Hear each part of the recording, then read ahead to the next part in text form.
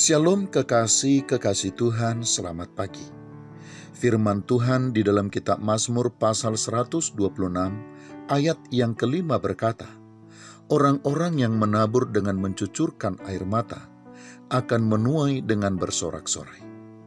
Kekasih Tuhan, tentu saja kita harus memaknai ayat ini dalam kaitan dengan bagaimana kita harus melakukan tugas dan tanggung jawab serta pekerjaan kita dengan sungguh-sungguh atau dengan cara yang terbaik, dengan segala upaya dan kemampuan yang kita miliki. Karena pada dasarnya ayat ini memang mengandung makna demikian. Namun di sisi lain kekasih Tuhan, kita juga harus berani memaknainya dalam kaitan dengan perbuatan dan sikap yang kita tunjukkan kepada setiap orang, seperti memaafkan saat kita disakiti, mengambil sikap dan langkah untuk berdamai dengan orang-orang yang memusuhi kita, atau mengasihi orang-orang yang sudah jelas-jelas membenci kita tanpa alasan.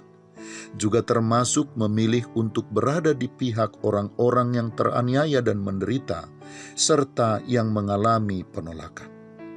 Kekasih Tuhan, tentu saja hal itu semua tidak mudah dan bahkan sangat sulit untuk dilakukan. Seringkali kita bukan hanya harus mengorbankan perasaan kita untuk bisa melakukannya, melainkan juga kita harus kehilangan martabat dan harga diri kita.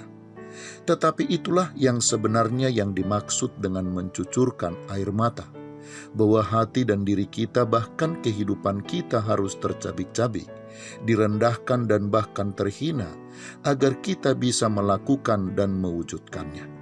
Dan jika kita sudah melakukannya, maka kita akan menerima kebaikan bagi diri kita sendiri.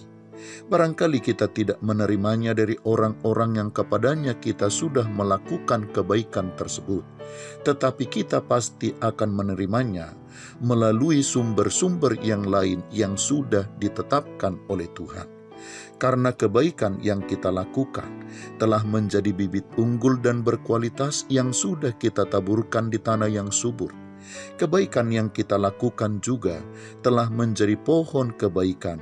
Karena itu kekasih Tuhan pasti akan berbuah, bahkan pasti akan menghasilkan buah yang terbaik tepat pada waktunya, tanpa ada yang bisa menghalangi atau menahannya.